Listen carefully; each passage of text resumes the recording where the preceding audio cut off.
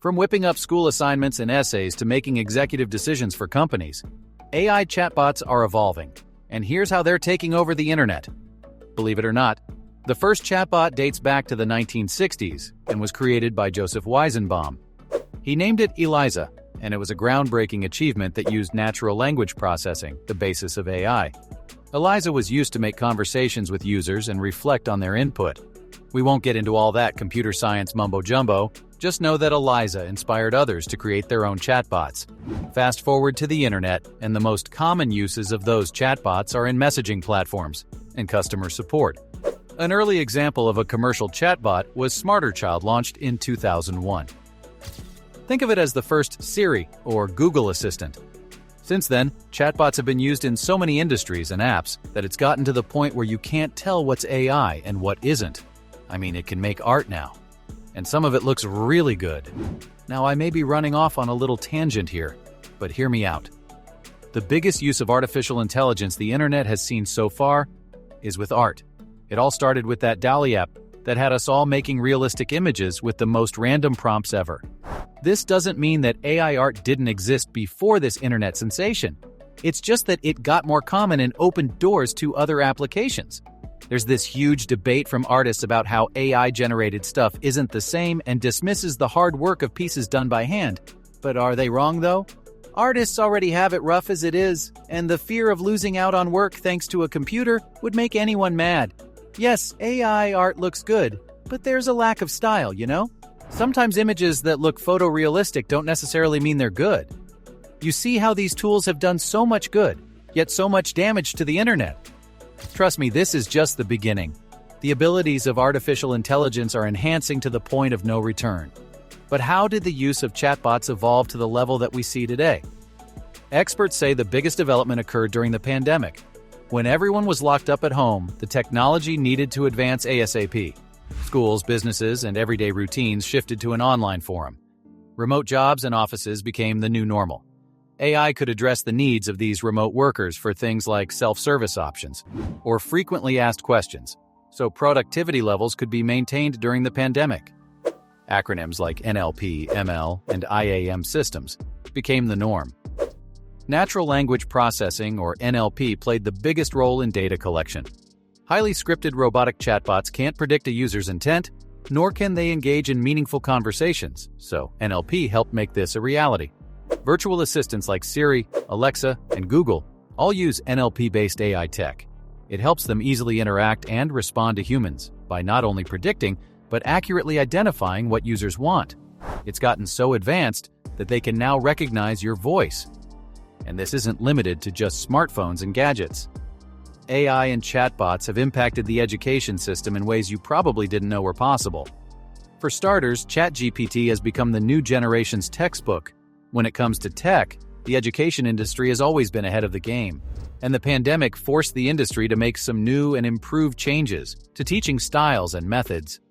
Online education's evolved into something beyond anyone's imagination. It's no longer restricted to online certificate courses like Coursera and Udemy. Universities now offer distance learning programs, with education tech companies backing them up. But here's the catch. These chatbots may come with a huge list of advantages, but they have just as many problems too, with researchers seeing a rise in plagiarism since these bots gained popularity. By now, you've probably heard of ChatGPT, an AI program that students are using for their assignments, because it's the least likely to be detected for plagiarism, or so they thought. So, how does this wonderful tool that has saved so many students' lives work?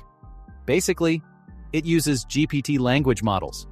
You might think that the bot does a quick Google search and summarizes every result displayed, but that's not exactly how it works.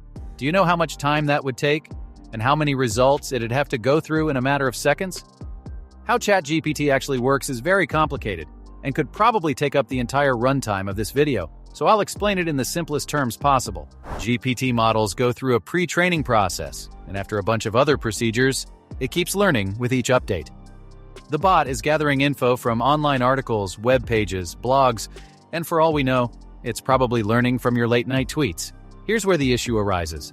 The overuse of AI bots jeopardizes the creativity of the content on which future AIs are trained.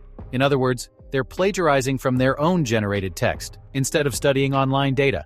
Some researchers tested ChatGPT and found that the program paraphrases instead of using the exact same words from online sources. This can be good for students, yes, but it leaves less room for the bot to learn and develop. This forces teachers, publishers, and other professionals to use advanced plagiarism checkers. On the bright side, though, chatbots can assist both students and teachers, because let's face it, teachers have a hectic schedule, and some of their tasks are very repetitive. Education chatbots can unburden teachers by automating and covering mundane tasks on their lists, like answering student queries related to courses or assignments.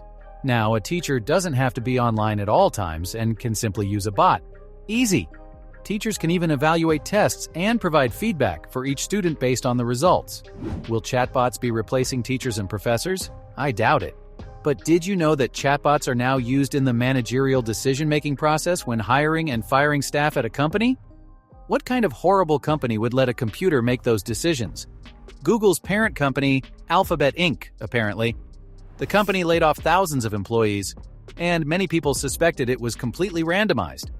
A recent survey showed that 98% of HR leaders admitted that they'll use AI-based software to reduce labor costs at some point this year, but get this, only half of them are confident that the algorithm will make unbiased recommendations. So, it's safe to assume that a computer doesn't have any enemies at the workplace as long as the employee didn't start hitting the printer because the ink cartridges ran out. If that's the case, then I guess it's time to start packing your bags. Jokes aside, in all seriousness though, there's no denying the fact that HR departments will be using these chatbots to pick the right person for the right project. Not surprisingly, there's a great deal of fear among some professionals in certain sectors that AI and chatbots will be replacing them in the near future. Elon Musk has a thing or two to say about the dangers of AI. Did you know that the CEO of Tesla also developed ChatGPT? It's a true story. Musk says the software has shown people just how advanced AI has become. Unlike cars, airplanes, and medicine, which must abide by regulatory safety standards, AI does not have rules or regulations to keep it under control. The SpaceX CEO said that we need to regulate AI safety since it poses a bigger risk to society than anything else. For now, though, AI shows a great deal of promise, and AI systems are being used in helpful ways everywhere. AI has even started creating art beyond our wildest imaginations, making it hard to detect what's real and what isn't. So there you have it. From whipping up school assignments and essays to making executive decisions for companies, AI chatbots are evolving. And here's how they're taking over the internet.